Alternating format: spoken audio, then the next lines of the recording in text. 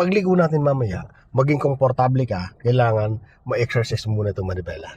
Okay, yung pagligo, kailangan maggumaan yan, hindi matigas ang kamay, hindi tumitigas, palalambutin lang muna natin, ha? So, okay, exercise po tayo. Ikutin niyo po ng kaliwa. Yan, hanggang isang ikot, hanggang gitna lang. Yan. Then, balik natin sa gitna. Yan muna ang ginagawa namin ni Sir. Okay, sa kanan naman po. Very good. Then, sa gitna po. Yan. Ngayon, full turn naman po tayo. Pag sinabi full turn, hanggang dulo yon. Ikot. Full turn tayo ng left. Punta doon, full turn hanggang dulo. Hanggang maramdaman mo tumigil yan. Yan, matigas na. Yan yung pinakadulo. So, ang pagbalik po niyan, ang bilang niya, 1. Yan na po yung 1. Then, isa pa. Then, 2. Yan po yung balik niya sa gitna. Okay, full turn naman po tayo sa right side. 1 and 2. Then, balik. 1 and 2. Yan. Sa ngayon, mas maganda yung magbibilang ka muna ng itong ating reference para pag naligo tayo, alam natin kung nasan yung gulong, nasan yung posisyon. Tumigo, kailangan mabagal na yung takbo mo. Ipitin mo na brake mo dahan-dahan. Ano? Tapos hintayin mo lang yung mirror mo. At least lumagpas din sa kulay maroon na yan. Doon ka mag full turn. Ano? Tapos pag-alam mo lang. Okay, full turn. Okay. Ayan. Then pag pagkaramdam mo yan, nabalik na dyan. Layo mo na. 1. Then yung isa pa. Very good. Ganyan lang ikot ng manibela. Napakaganda ng ikot. No? Ganda ng ikot. Ganda ng mga ikot na smooth lang. Ano? Hindi yung nagmamadali. Ano? Okay. Diretso lang po tayo. Slow down ko ulit. Kakaliwa po ulit tayo, ha. Signal ka ng kaliwa para masanay ka ng signal. Then bagalan nyo po muna. Bagalan mo. Okay. So hintayin mo lang mirror dyan. Kabig na. Todo. Very good. Kasi pag hindi mo na ito, pwede mong abutan itong dalawang to. Okay, then balik. 1, then 2. Isa pa. Very good. Then, i-correct mo siya. Kailangan pantay. Gitna. Na. Ayun. Kaya lang, liligo ko ka ng kanan. Dito ka sa kanan naman mag-guide. Kabigin mo na dito. Yan. Then, roundabout. Sa kaliwa. Paunahin na. O, sundan mo yung gutter dyan. Stop ka muna. May isa pa. May ino pa.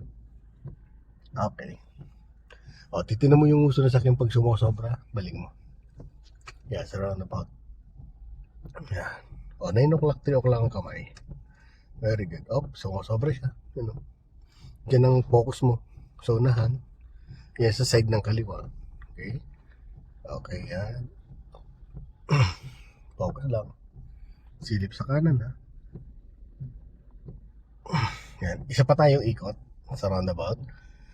Okay, tapos lalabas tayo.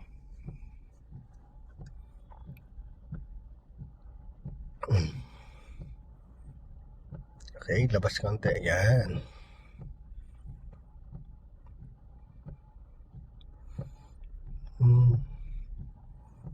Layo mo konti. Yan. Pag nadikit, lalayo lang. Konti lang yung kabig, ganun lang. Saka relax mo lang yung kamay mo. Yan. Dapat hindi masyadong mamalikot. Ganun lang. Ganun lang kabig ng manibela, no? Tingin mo sa kanan muna. Baka may sakyan naman galing sa kanan. Sulyap lang, no? Basta isang sulyap lang. Okay. Isa pang roundabout tayo, tapos exit tayo ulit.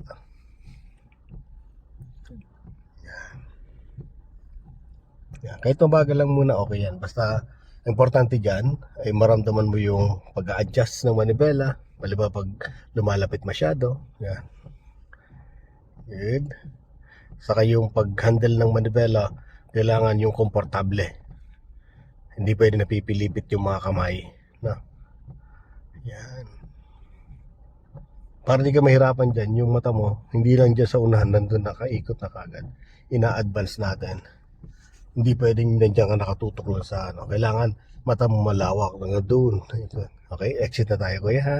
So dapat di natin makuha yung kabilang lane. O dito pa lang, balik mo naman manibela mo. Kabigin mo na sa kanan. Kabig ka pa. Kasi pwede kang umabot doon. Yan o. Then balik.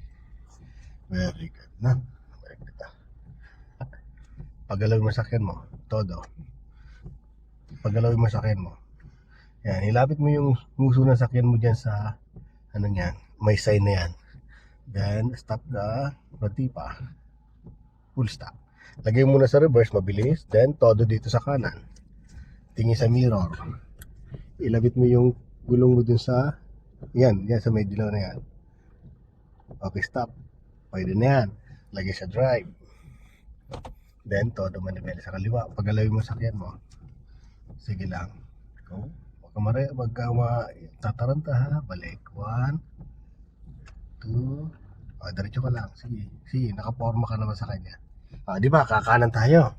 Dapat yung uso na sakyan mo, ito babantayan mo. Ito ilapit mo yung uso na sakyan mo dito sa gutter dito sa kanan. Tapos kaliwa naman tayo. Diyan naman ang attention mo. Yan. Yan naman susundan mo yung gutter na yan. Pag sumosobra, mabalik mo lang. No? Opo. Yan. Nakakapagod ang exercise, ano? Hindi po. Ah? Lang. Na-enjoy ka? Parang enjoy tapos takot.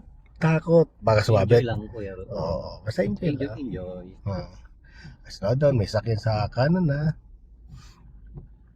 Okay. Ikot ulit tayo dyan sa rotonda. Ayan. Paunahin mo na yung pulang sakyan. Wala naman. Lalayuan mo dyan ano. Yan.